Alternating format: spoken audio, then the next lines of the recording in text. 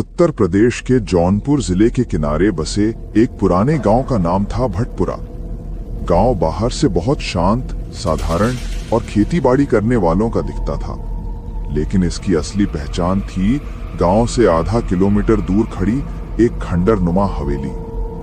इसे लोग शापित हवेली कहते थे। दिन में भी वहां एक अजीब सन्नाटा छाया रहता, जैसे वहां की हवा भी मृत आत्माओं से भारी हो। गांव के बच्चे वहां खेलने से डरते और बूढ़े बुजुर्ग अक्सर चेतावनी देते। बहुत साल पहले ये हवेली ठाकुर वीरेंद्र प्रताप सिंह की थी।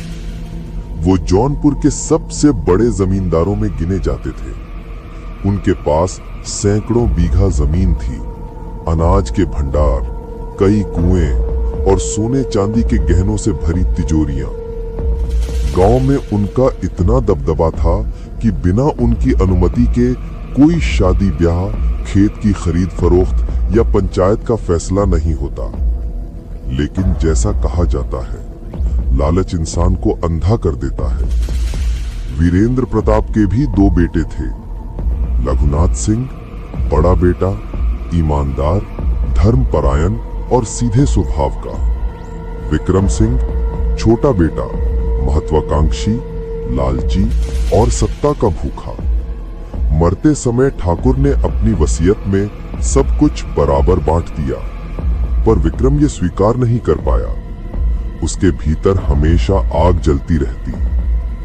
गांव के मेले में एक दिन विक्रम की मुलाकात हुई बाबा कालीराम नामक तांत्रिक से। काले कपड़े पहने, माथे पर राख, आंखों में अजीब चमक। गांव वाले कहते थे वो अघोरी साधु है, शमशान की साधना करता है और आत्माओं को वश में कर लेता है। लालच से अंधा विक्रम उसके पास गया। बाबा ने उसकी आंखों में झांक कर कहा, तू अपने भाई को हटाना चाहता है, तू दौलत का अकेला मालिक बनना चाहता है। मैं तुझे ये शक्ति दिला सकता हूं, लेकिन कीमत चुकानी होगी। पूर्णिमा को बाबा विक्रम को गांव के पुराने श्मशान ले गया। पीपल के नीचे चक्र बनाया गया। बकरे की बलि दी गई, उसका खून चक्र में छिड़का गया। विक्रम से कहा गया कि रघुनाथ का कोई सामान लाए। वह उसके खेत की मिट्टी और कपड़े का टुकड़ा चुपके से ले आया। दूसरी रात बाबा ने विक्रम से रघुनाथ का नाम लेकर 21 बार मारण मंत्र पढ़वाया। मंत्रों के साथ विक्रम की आंखें लाल हो उठी। तीसरी रात चिता की राख को मंत्र से जलाकर हवा में उड़ाया गया।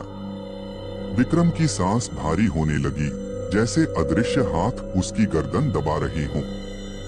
चौथी रात कौवे की बलि दी गई। उसका खून विक्रम के माथे पर लगाया गया। बाबा बोला, अब तेरा रिश्ता मृत्यु से जुड़ गया है। पांचवी रात हवन हुआ। नींबू, हड्डियों का चूर्ण और काली सरसों डाली गई। धुएं में चेहरे बने, जैसे मृत आत्माएं उसके चारों ओर घूम रही हों। बाबा ने चेतावनी दी, हर पूर्णिमा को इस पीपल के नीचे दिया जलाना और नागबलि यंत्र की पूजा करना, वरना यह विद्या तुझसे सब कुछ वसूल कर लेगी। कुछ ही दिनों में रघुनाथ बीमार पड़ गया। रात को चीखता खता, कोई मेरा दम घोट रहा है, कोई कान में फुसफुसा रहा है। कभी कमरे में चीजें अपने आप गिरती। वैद्य, ओझा, डॉक्टर सब नाकाम रहे। कुछ महीनों में रघुनाथ कंकाल बन गया और एक रात रहस्यमय मौत हो गई। गांव सदमे में था, पर विक्रम अंदर ही अंदर खुश था। उसने तुरंत हवेली और सारी जमीन अपने नाम करवा ली। रघुनाथ की पत्नी और बच्चों को घर से निकाल दिया। अब हवेली सिर्फ विक्रम की थी। वह शराब, जुए और ऐशो आराम में डूब गया।